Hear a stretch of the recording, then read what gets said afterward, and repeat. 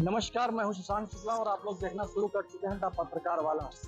आज बलरामपुर में अभ्युदय एक संस्था है जिसके द्वारा मतदान जागरूकता की रैली निकाली गई।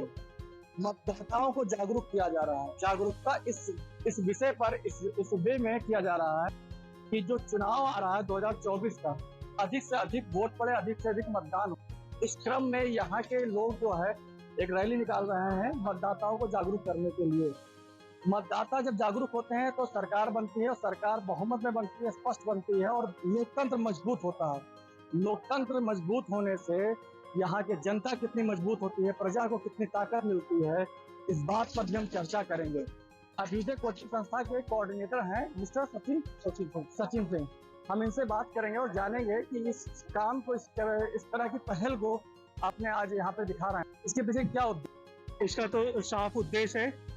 जैसा हम लोग जानते हैं कि हमारा देश लोकतांत्रिक देश है और हम लोग लोकतंत्र को मजबूत करना चाहते हैं। इस लोकतंत्र को मजबूत करने के लिए सबसे बड़ा आधार होता है कि चुनाव के माध्यम से ही हम पूरी जनता को, पूरी सरकार को, पूरे लोकतंत्र को मजबूत कर सकते हैं। ऐसे में यदि 100% मतदान होता है तो चुनाव आयोग के सामने या भारत के चुनाव के समक्ष जितनी चुनौतियां हैं उनका समाधान स्वयं हो जाएगा।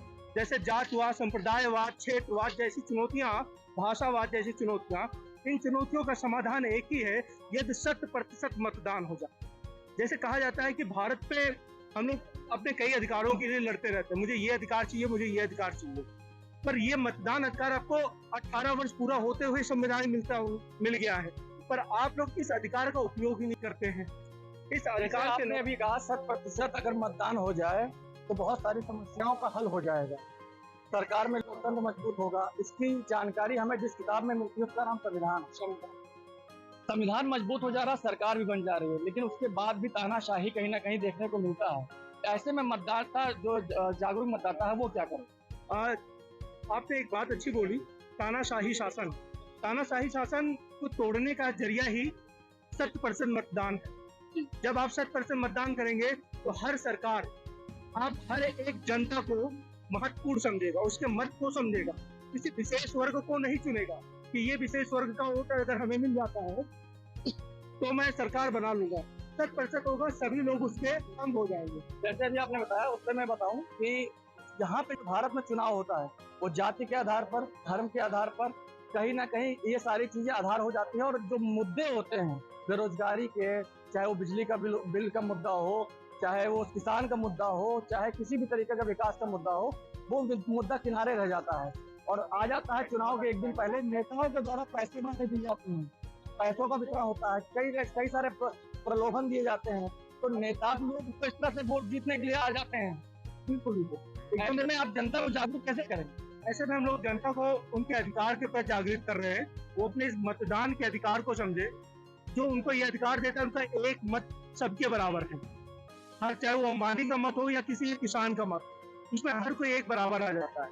अगर वो अपने इस मत का उपयोग करता है, वो भी अपने स्वतंत्र होकर करता है, किसी लालच में आए बगैर करता है, तो न केवल उसका अपने निर्णय लेने की क्षमता जागृत होगी, वो अपने आप को स्वतंत्र महसूस करेगा और उस स्वतंत्रता का अनुभव करते हुए वो जितने तानाशाही, जितने ऐसे मुद्दे हैं जो उससे रिलेटेड नहीं है, उस मुद्दों के लिए वो सरकार से बात कर सकता है। जैसे अभी आपसे सदानी, यदि आप वोट देने नहीं गए हैं तो आपका हक नहीं बनता है कि आप अपने प्रतिनिधि से पूछें कि आपने मेरे लिए क्या किया।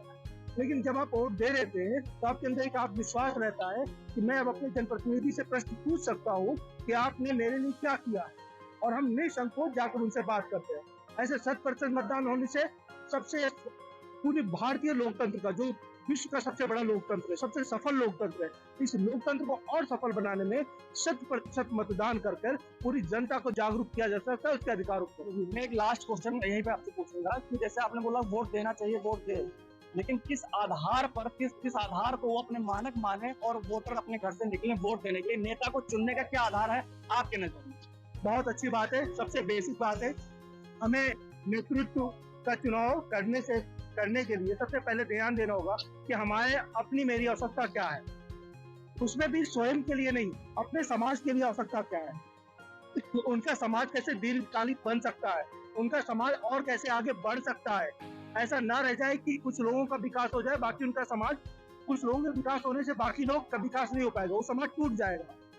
तो अगर आप लोग ऐसे मुद्दों को ध्यान में रखते हुए चुनाव पे वोट डालने जाते हैं जिससे समग्र विकास हो, सबका विकास हो, सभी लोग साथ में चल सके, तो वो मुद्दा बहुत अच्छा होता है। जैसे आप शिक्षा का लेंगे, स्वास्थ्य का लेंगे, रोजगार का लेंगे, आत्मनिर्भरता का लेंगे, ऐसे मुद्दे, अपराध मुक्त समाज का लेंगे, ऐसे मुद्दे आपको हमेशा सतत विकास के लिए की तरफ लेकर जाएंगे।